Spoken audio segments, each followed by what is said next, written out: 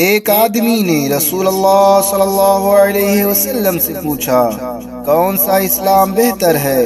آپ صلی اللہ علیہ وسلم نے فرمایا کہ تو کھانا کھلائے اور ہر شخص کو سلام کرے، خواہ اس کو تو جانتا ہو یا نہ جانتا ہو۔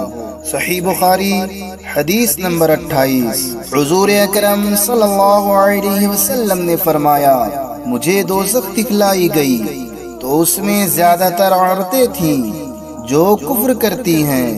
کہا گیا حضور کیا وہ اللہ کے ساتھ کفر کرتی ہیں؟ آپ صلی اللہ علیہ وسلم نے فرمایا کہ خاوند کی ناشکری کرتی ہیں اور احسان کی ناشکری کرتی ہیں۔ اگر تم عمر بھر ان میں سے کسی کے ساتھ احسان کرتے رہو، پھر تمہاری طرف سے کبھی کوئی ان کے خیال میں ناگواری کی بات ہو جائے تو فوراً کہہ اٹھے گی کہ میں نے کبھی بھی تجھ سے کوئی بھلائی نہیں دیکھی۔ صحیح بخاری حدیث نمبر 29۔